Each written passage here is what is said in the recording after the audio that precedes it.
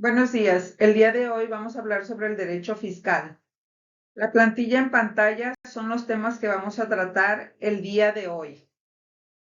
El derecho fiscal en el sistema jurídico mexicano se refiere al conjunto de normas y regulaciones que rigen la recaudación de impuestos, así como los derechos y obligaciones de los contribuyentes y las autoridades fiscales. Vamos a presentar los aspectos claves del derecho fiscal en México: el marco legal, sistema fiscal, autoridades fiscales, contribuyentes, obligaciones fiscales, incentivos fiscales, fiscalización y sanciones, recursos y defensa. Normas constitucionales y garantías que establecen los principios y derechos fundamentales que protegen a los contribuyentes y regulan el sistema fiscal en el país. Las normas y garantías más relevantes son principio de legalidad, principio de proporcionalidad y equidad, garantía de audiencia, garantía de no autoincriminación, garantía de no confiscación, garantía de seguridad jurídica, garantía de retroactividad de la ley, garantía de amparo. Cualquier violación de estas garantías puede ser impugnada a través de los tribunales y el juicio de amparo, lo que brinda a los contribuyentes un medio para defender sus derechos frente a las autoridades fiscales. La prelación de las normas fiscales se refiere a la jerarquía de las normas que rigen el sistema fiscal en un país.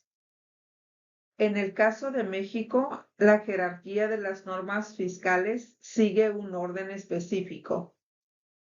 La Constitución es la norma suprema en México y prevalece sobre cualquier otra norma o ley. Los tratados internacionales en materia fiscal que han suscrito México y que han sido ratificados por el Congreso de la Unión tienen un rango equivalente al de la Constitución.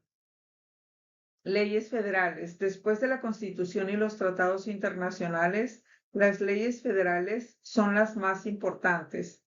Los reglamentos son normas emitidas por el Poder Ejecutivo Federal para regular aspectos específicos de las leyes federales. Normas de carácter administrativo. Las normas fiscales emitidas por las autoridades fiscales como el Servicio de Administración Tributaria tienen un rango inferior al de la Constitución, las leyes y los reglamentos. Criterios no vinculados, como las resoluciones favorables a un contribuyente emitidas por las autoridades fiscales, son interpretaciones que no son de cumplimiento obligatorio para otros contribuyentes. Dentro de los impuestos directos se pueden encontrar dos tipos. 1. Impuesto de producto. 2. Impuestos personales. Estructura y características de impuestos directos. En cuanto a la estructura de las leyes fiscales, es necesario tomar en cuenta dos factores importantes: la lógica, la técnica jurídica. El impuesto sobre la renta es un impuesto que grava la utilidad de las personas, empresas u otras entidades legales. Sus características: es un impuesto directo, es de tipo federal, es de aplicación internacional, está compuesta por títulos, capítulos, secciones y artículos que a su vez contienen párrafos, fracciones, incisos y numerales. Contiene artículos transitorios, tiene reglamento. El 1 de enero de 2008 entró en vigor el impuesto empresarial a la tasa única, que no considera regímenes especiales ni deducciones o beneficios extraordinarios. Obligación al pago del IETU.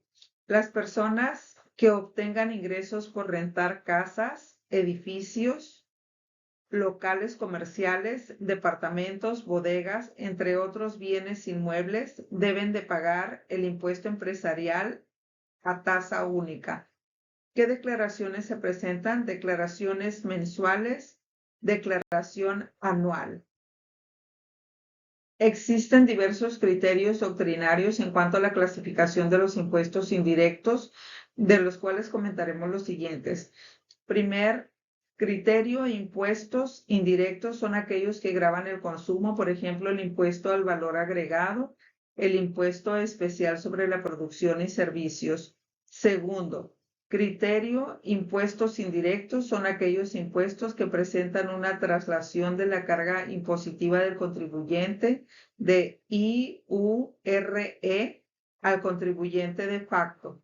Esta traslación puede presentarse en distintos sentidos. A. Hacia adelante si se le traslada a los clientes. B. Hacia atrás si se le traslada a los factores de la producción. C. Lateral si se la traslada a otras empresas. En civilizaciones antiguas como la egipcia y la ateniense, ya existía un impuesto a las ventas similar a lo que conocemos actualmente como IVA, pero no fue hasta después de la Primera Guerra Mundial que apareció este impuesto en la legislación de muchos países y con ello se fue generalizando. El impuesto al valor añadido, IVA, o impuesto al valor agregado, es un impuesto indirecto sobre el consumo que grava las entregas de bienes y las prestaciones de servicio. Es indirecto porque no se aplica de manera directa a la renta de los contribuyentes, sino que se paga según el consumo que haga cada persona.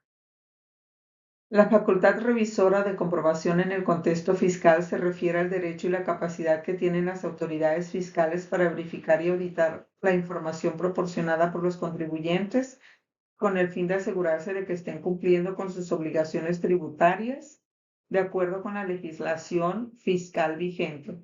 Las autoridades fiscales pueden ejercer su facultad revisora de diversas maneras que incluyen, entre otras, las auditorías fiscales, requerimientos de información, inspecciones en el lugar de trabajo, entrevistas con los contribuyentes, revisión de registros electrónicos.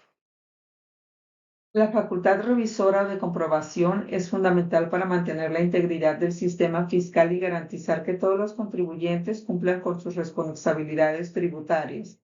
En muchos países existen procedimientos legales para impugnar decisiones fiscales y para garantizar que las auditorías y revisiones se realicen de manera justa y equitativa.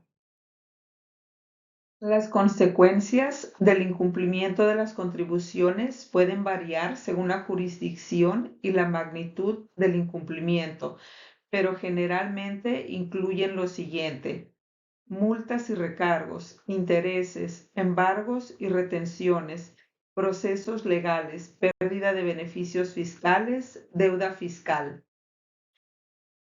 Es importante destacar que el incumplimiento de las contribuciones puede tener consecuencias legales graves, incluyendo sanciones penales en casos de fraude fiscal. Por lo tanto, es fundamental que los contribuyentes cumplan con sus obligaciones fiscales y presenten declaraciones precisas y oportunas. En caso de dificultades para cumplir con las obligaciones fiscales, muchas jurisdicciones ofrecen opciones de pago a plazos o acuerdos de pago para ayudar a los contribuyentes a regularizar su situación.